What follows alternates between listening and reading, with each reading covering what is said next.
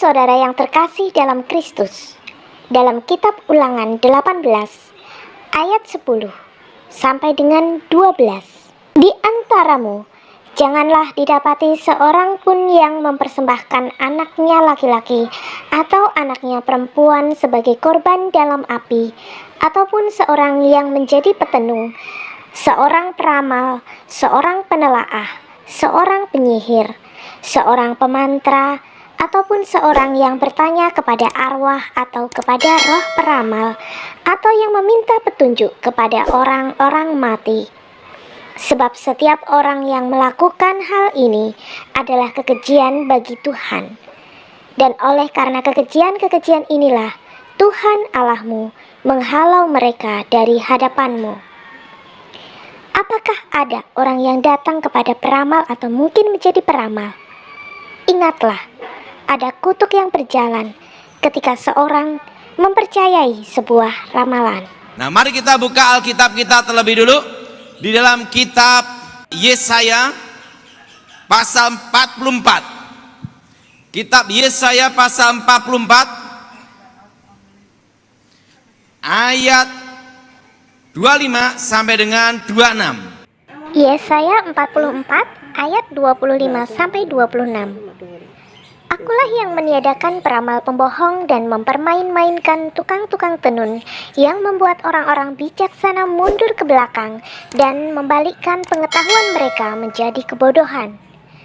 Akulah yang menguatkan perkataan hamba-hambaku dan melaksanakan keputusan-keputusan yang diberitakan utusan-utusanku, yang berkata tentang Yerusalem, baiklah ia dibangun, aku mau mendirikannya kembali reruntuhannya. Saudara yang kasih dalam Tuhan, dikatakan tanda-tanda peramal pembohong. Alkitab berkata peramal-peramal pembohong. Apa bedanya nubuatan dan ramalan? Beda. Nubuatan adalah memberitahukan masa yang akan datang dan pasti terjadi. Ingat saudara, arti nubuatan adalah memberitakan masa akan datang dan pasti terjadi. Pasti apa saudara? Terjadi. Nah, beda dengan ramalan. Ramalan adalah memberitahukan masa yang akan datang, tetapi ingat, belum tentu terjadi. Maka Alkitab mengatakan Tuhan menyampaikan firman para nabi, yaitu para nabi bernubuat. Artinya memberitakan masa akan datang yang pasti terjadi. Nah, kalau ramalan itu adalah memberitahu masa akan datang dan belum tentu terjadi. Itu bedanya adalah. Nah, saudara, apa itu ramalan? Sebelum saya bertobat, saya belajar ramalan dari nenek saya. Kakek saya ilmu putih, nenek saya ilmu hitam. Lahirlah saya abu-abu. Nah, disitulah saya diajar bagaimana cara meramal. Dan disitulah terbuka suatu rahasia ramalan. Bahwa ramalan yang bicara pribadi pasti tepat, tapi ramalan yang bicara negara atau dunia atau kampung pasti gagal. Ingat saudara. Nah, jadi ramalan yang bicara pribadi itu pasti tepat, tetapi ramalan yang bicara negara atau dunia atau kampung pasti gagal. Nah, kenapa? Nah, disitulah saya dibukakan suatu rahasia. Karena nenek saya adalah tukang ramal kartu. Di dalam ramalannya dia tidak pernah gagal. Suatu kali saya tanya sama nenek saya, nenek, saat ini nenek pegang kartu, tetapi tidak ada pasiennya. Berarti nenek tahu dong setiap jam yang akan terjadi. Nenek saya berkata demikian. Ton, ini rahasianya. Saya diberitahu rahasianya. Ini yang akan saya bicarakan. Kita yang tahu jangan percaya, tapi pasien boleh percaya. Kenapa? Karena sing percaya itu sing edan. Oh gitu nenek? Iya. Nah, inilah rahasianya. Disitulah saya mulai mengetahui rahasianya, bahwa ada 4 teknik di dalam meramal. Pertama yang disebut namanya kontak batin. Kedua adalah ilmu terawang. Ketiga yaitu tanda-tanda alam. Keempat adalah tanda-tanda dalam tubuh dan mimpi. Nah, sekarang saya membahas tentang kontak batin. Sini Bapak sini ya untuk contoh.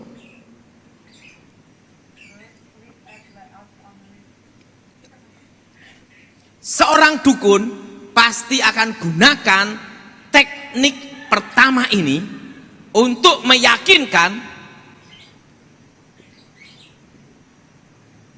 meyakinkan pasiennya bahwa dukunnya yang di depan dia adalah dukun yang hebat. Contohnya gini, misalnya Pak Bejo datang ke saya, langsung saya ngomong, Pak Bejo, saat ini engkau baru sakit ambeien, saat ini kamu dikejar utang dan mau bangkrut, dan istrimu pun saat ini baru sakit di rumah sakit. Kok bisa tahu Mbak Dukun?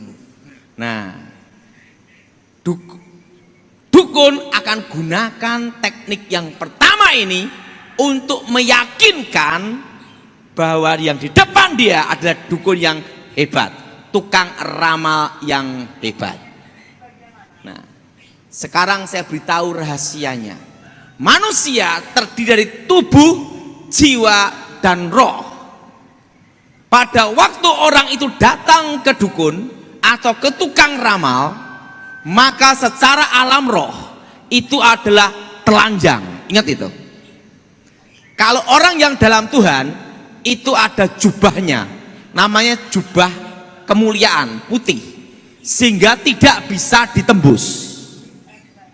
Tetapi kalau orang yang tidak dalam Tuhan atau Kristen tomat habis tobat besok kumat pergi ke dukun, waktu datang itulah langsung telanjang.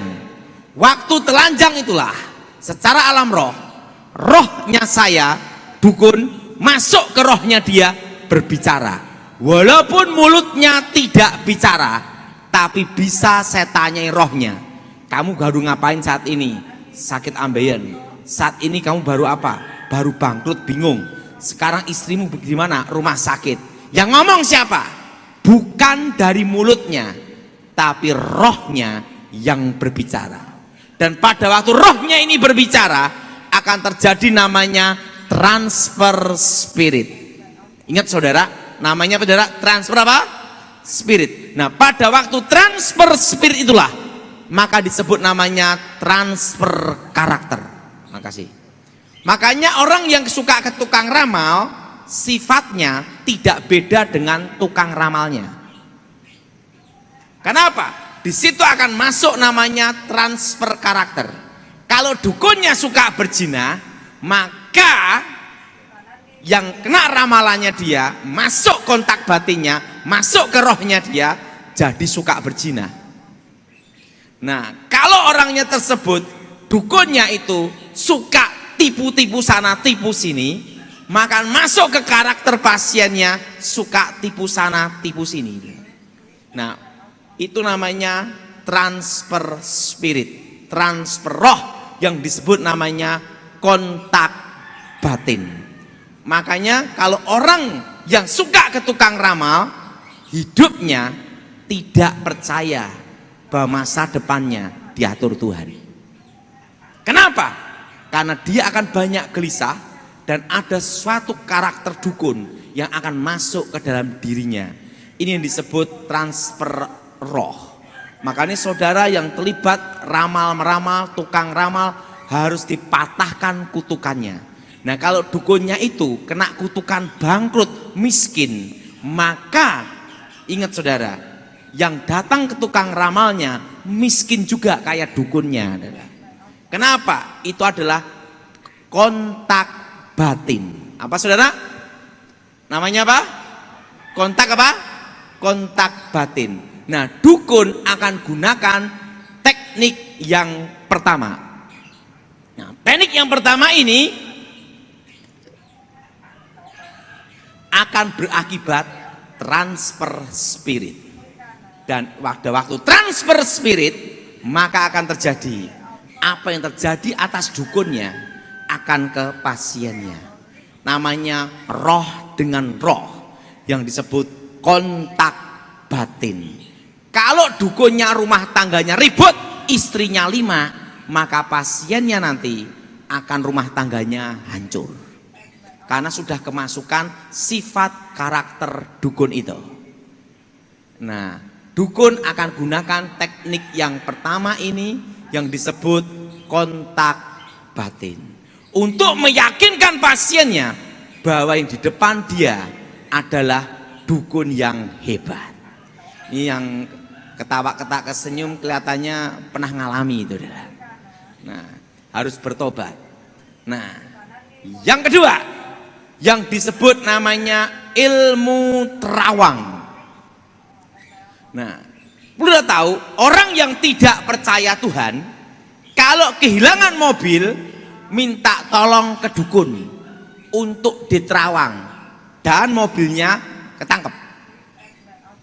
Tapi dukunnya sendiri kehilangan mobil, lapor polisi. Kenapa tidak gunakan ilmunya sendiri untuk menangkap penjahatnya? Karena ada harga yang harus dibayar. Sebelum saya bertobat, saya diajar nenek saya ilmu terawang.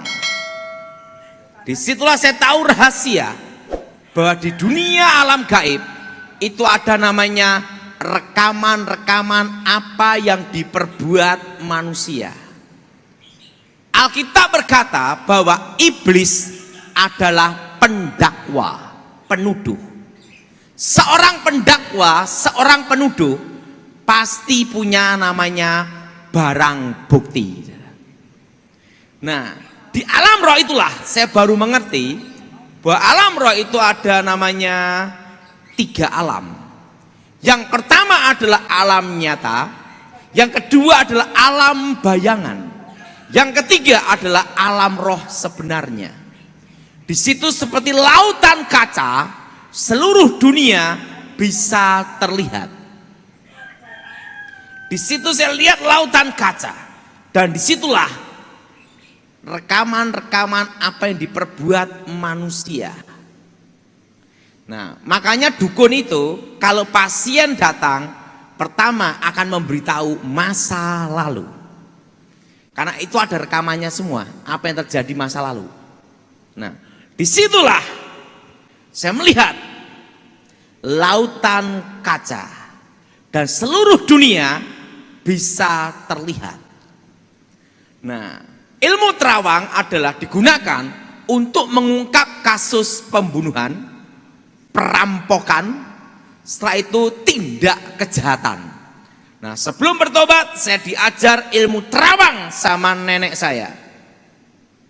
Nah, kalau nenek saya gini, tapi ingat namanya bukan pusing kepala, lain gini, langsung gini, syas, kelihatan siapa pencurinya, perampoknya ada di mana, pasti ketangkap. Nah, kalau saya dulu gini, langsung kayak ada layar gitu, ses. Nah, kalau di dunia nyata itu ada namanya CCTV. Tapi di alam roh itu bukan CCTV. Seperti CCTV tapi bukan CCTV. Rekaman-rekaman apa yang diperbuat manusia.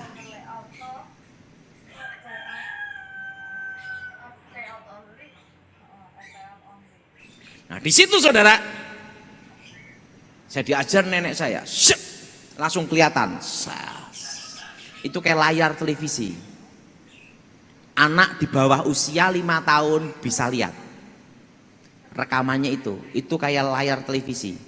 Oh, penjahatnya ini barangnya ada di sini, jatuhnya barang ke sini, pelakunya ini namanya ini, tangkap jam sekian, pasti ketangkap. Setelah saya mempelajari itu, suatu kali nenek saya punya ayam dicuri orang. Waktu ayamnya dicuri, saya marah. Saya ngomong sama nenek saya, nenek tenang, saya akan gunakan ilmu terawang untuk menangkap siapa yang nyuri ayam nenek. Waktu saya mau baca mantra, nenek saya ngomong, stop, jangan gunakan ilmu itu untuk nangkep ayam. Loh kenapa? Kutukannya sama ayamnya lebih mahal kutukannya. Loh ada apa nenek? Tahu ndak? Ini rahasianya Tony. Siapapun yang menggunakan jasa ilmu terawang, maka akan terkena kutukannya, bangkrut seumur hidup. Jadi makanya dulu sebelum saya bertobat, yang sering tanya itu polisi. Makanya polisi yang sering tanya-tanya ilmu terawang, begitu pensiun, bangkrut, habis sengsara. Tapi kalau polisinya tidak pergi ke dukun, tidak cari-cari pakai ilmu terawang, dia pensiun pun tetap kaya, berharga di hadapan Tuhan, dan diberkati Tuhan. Itu kalau polisinya tidak minta-minta ke dukun. Tapi kalau minta-minta ke dukun, jasa ilmu terawang, pasti akan ngalami itu. Nah itu caranya gimana? Misalnya kejadian kecurian di Jalan Jenderal Sudirman. Perlu dia tahu bahwa setiap jalan, setiap tempat itu ada namanya roh penunggu. Ada roh-roh penunggu. Nah langsung kejadian kecurian ini seberapa? Perlu dia tahu bahwa setan kerja 24 jam, tetapi dibagi 3 shift. Jadi ingat, itu dibagi 3 shift juga, karena ada jam untuk istirahat.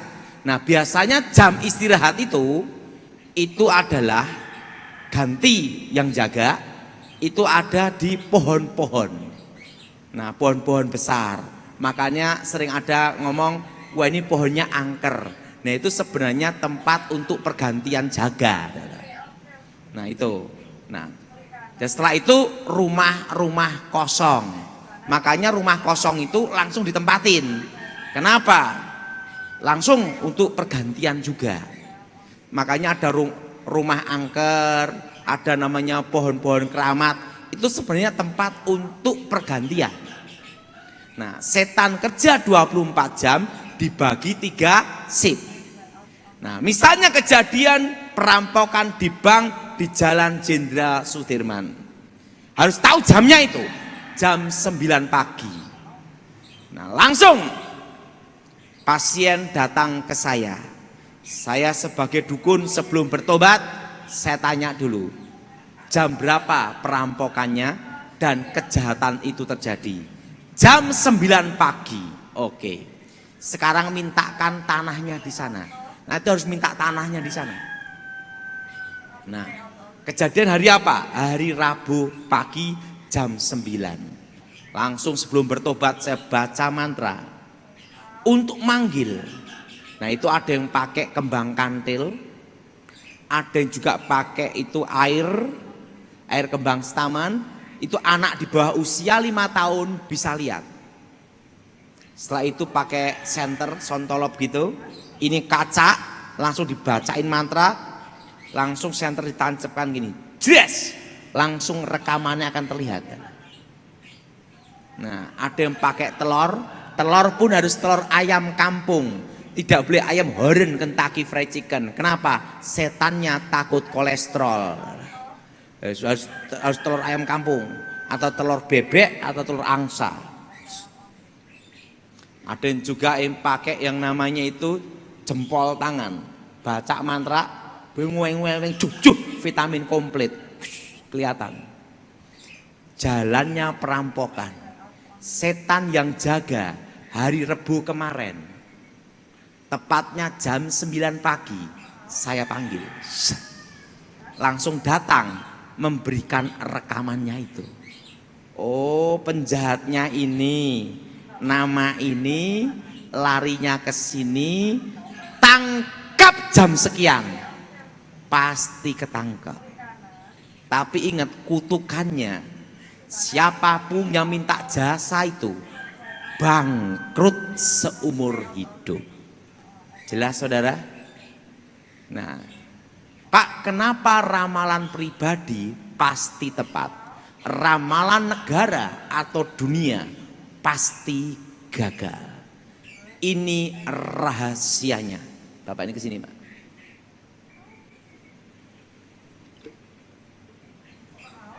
Ini rahasianya. Semua ramalan yang bicara pribadi pasti tepat. Ramalan negara dunia pasti gagal.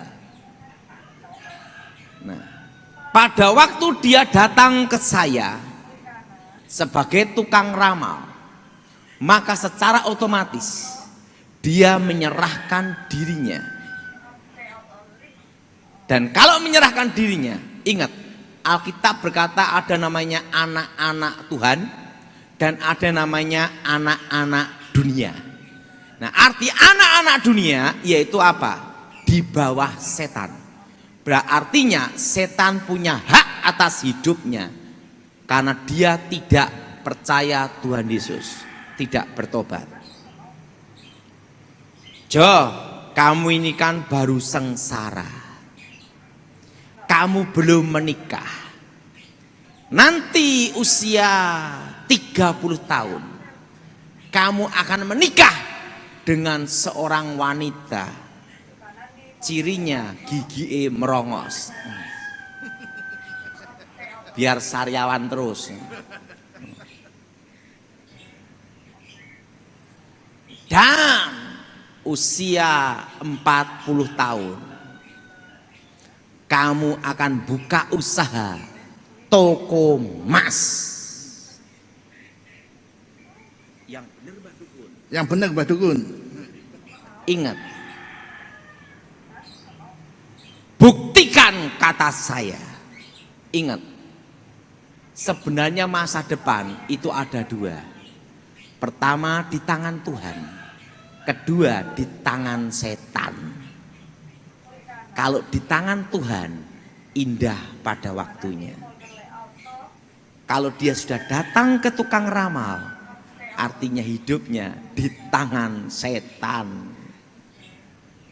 Nah, roh setan yang di dalam diri saya sebelum saya bertobat akan melakukan supaya ini dapat jodoh perempuan gigi gini. Dengan tanda yang perempuan sama dia akan bermimpi, mimpi ular, ularnya matok kaki. Kok hafal Pak Daud? Lah kan dukunnya, kan tahu bakal mimpinya gimana. Wong sudah diatur. Akan mimpi ular dipatok kakinya, langsung dia bermimpi. Mau ketemu jodohku. Yang gini. Oh. Setelah itu setan dalam diri saya sebelum bertobat akan mengerjakan, membantu dia itu seperti kayak sutradara supaya usia 40 tahun usaha toko emas. Wah, dukunnya hebat. Ramalannya hebat. Begitu semua ramalan terjadi, kutukan berjalan, rumah tangga hancur, dan apa yang ada bangkrut habis. Rezeki anak cucunya diambil dia, dan nanti anak cucunya kerja apapun bangkrut karena rezeki hoki keberuntungannya sudah diambil dia. Jelas? Jelas? Dan hidupnya, ingat, anak cucunya kerjanya bangkrut semua karena rezeki hoki keberuntungannya sudah diambil orang tuanya. Dan ingat, setelah dia buka toko emas, kutukan terjadi, rumah tangga hancur, orang anak cucu termasuk dirinya sakit-sakitan, mati ndak, hidup ndak, dan mati masuk neraka. Dan ingat, habis juga. Oke. Nah, Ramalan yang bicara negara atau dunia atau kampung pasti gagal. Kenapa? Karena tidak semua orang di kampung itu menyerahkan dirinya ke setan, ke tukang ramal itu. Dan ingat, tidak semua orang yang di negara atau kampung atau dunia menyerahkan dirinya ke setan. Makanya ramalan negara atau dunia, kampung pasti gagal. Karena bumi dan isinya ini masih ada dalam kendali Tuhan. Contohnya ramalan tahun 2000, jam 00 milenium akan terjadi kekacauan di seluruh dunia. Tidak terjadi. Betul? Ramalan suku Maya akan terjadi kiamat tahun 2012. Gagal. Betul? Betul? Karena tidak semua orang yang di dunia menyerahkan dirinya ke setan. Makanya ramalan yang pribadi tepat, ramalan negara atau dunia pasti gagal. Ramalan Noto Negoro, No Soekarno, To Soeharto, Negoro. Jadi apa? Gus Dur, Megawati, SBY, sekarang Joko Widodo. Artinya ramalan Noto Negoro gagal total. Karena tidak semua manusia yang ada di Indonesia menyerahkan dirinya ke setan. Jelas saudara? Makanya ramalan pribadi pasti tepat. Ramalan negara atau dunia pasti gagal. Nah saudara, masa depan ada dua, di tangan Tuhan atau di tangan setan. Kalau di tangan Tuhan indah pada waktunya, kalau di tangan setan adalah kehancuran dan malapetaka. Jadi hidup ini adalah pilihan. Amin. Amin. Yang ketiga, yang disebut tanda-tanda alam. Nah, saudara, apa yang disebut tanda-tanda alam? Alkitab berkata, jangan percaya hal-hal takhayul. Misalnya ada burung gagak, kau. Wah, ada orang mati. Betul? Saya mau tanya, kalau orangnya pelihara burung gagak, kau, setiap hari kau, apa mati hidup? Nah, maka nenek saya sebelum bertobat, sebelum saya bertobat, nenek saya berkata, yang percaya kuwi sing edan. Ada lagi, ada zaman dulu ada yang namanya burung perenjak, pencek tir gitu. Wah, ada tamu agung. Saya pikir biar ada tamu agung terus, saya tangkap burung itu.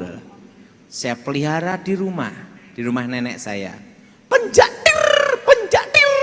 Yang datang jreng setiap hari tukang ngamen. Ingat, hal-hal seperti itu tidak boleh dipercayai. Ada juga rumah tusuk sate. Nah, rumah tusuk sate katanya banyak setannya. Itu bukan pengaruh setannya.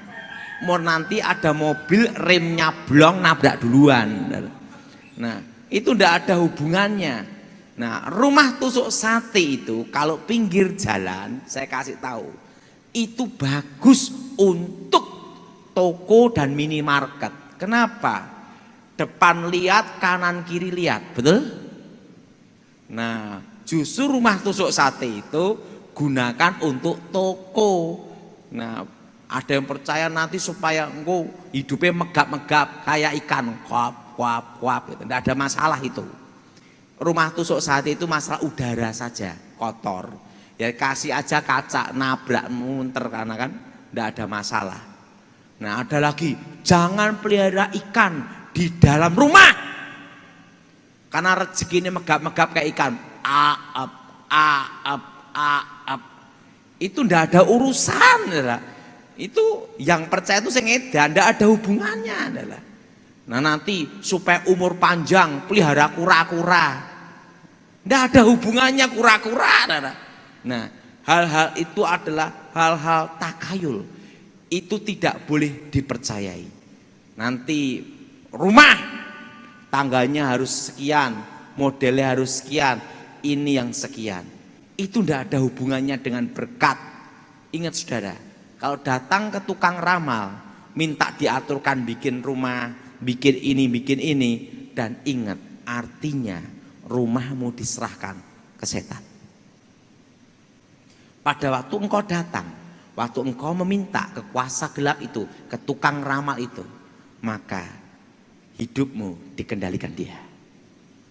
Jelas? Hidup hanya ada dua pilihan dan kau boleh memilih.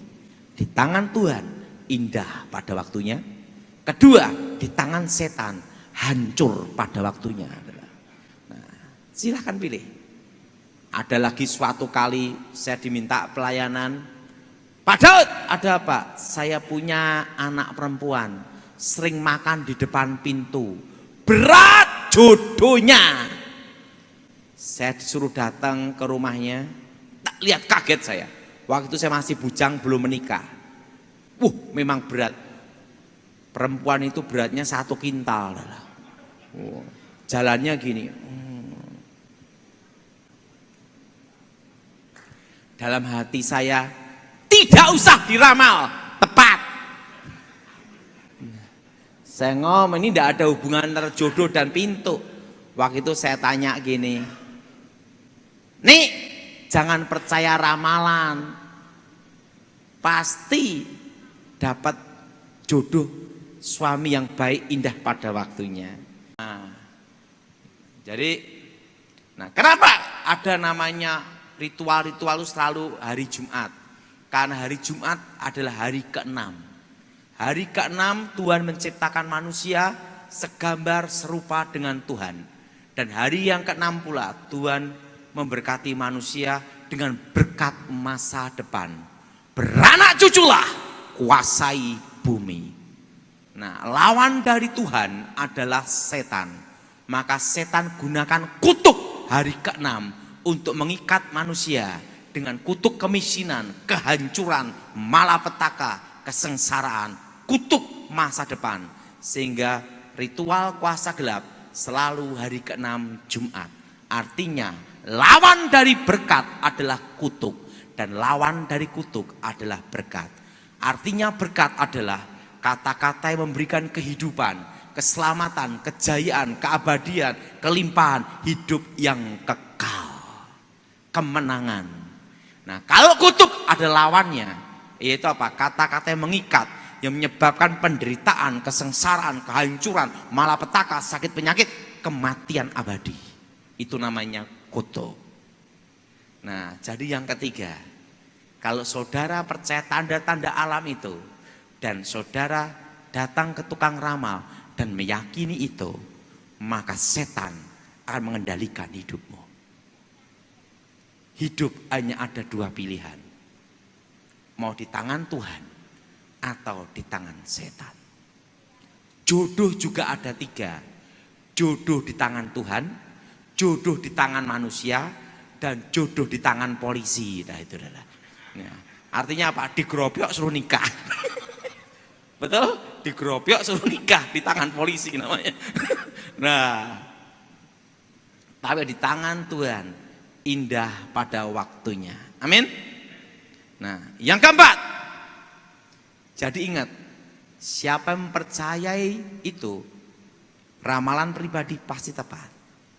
Karena apa? Setan akan mengendalikan hidupnya. Yang keempat, yaitu tanda-tanda dalam tubuh manusia. Perlu tahu, ada namanya garis tangan. Ini, kalau nasib dan takdir manusia tergantung di telapak tangan. Saya mau tanya, kalau tangannya kebakar gosong, apa masa depannya hilang? Atau kedua tangannya buntung, apakah masa depannya hilang? Ingat saudara, kalau hari kelahiran, weton, sio bisa mempengaruhi jalan hidup manusia, maka yang berkuasa adalah dokter. Michael ya, betul nggak? Mau lahir weton apa? Program, betul? Operasi cesar, betul? Atau program KB direncanakan tahun berapa, sio apa? Ingat, nasib dan takdir manusia tidak terletak di telapak tangan dan di hari kelahiran. Nah, dulu sebelum saya bertobat kan diajari, hati-hati kalau kamu ketemu seorang perempuan yang jalannya gini, bokongnya megol-megol terus, itu bahaya. Perempuan yang tidak puas dengan nafsu, tukang selingkuh. Tapi buktinya jalan detek gini selingkuh ya banyak. Enggak ada hubungan. Ada lagi, hati-hati dengan wanita sikil gebuk maling, kaki penggebuk maling. Yaitu apa? Kaki kesebelasan, bodi kebapaan, wajah keibuan. Kaki besar lurus. Itu pasti tipe seorang istri yang ingin menguasai suami, mengendalikan suami. Buktinya yang kakinya kecil-kecil lurus-lurus juga mengendalikan, malah menguasai suami juga banyak, betul? Itu tidak ada hubungan. Nah, yang mempercayai itulah yang akan terkena kutuk. Artinya dikendalikan sama setan. Ingat, ramalan yang pribadi pasti tepat. Artinya apa? Setan yang akan mengatur hidupnya. Dan kalau setan yang mengatur hidupnya, hancur pada waktunya. Nah, hidup hanya ada pilihan dua. Manusia diberi kehendak bebas memilih di tangan Tuhan atau di tangan setan. Jelas? Jelas?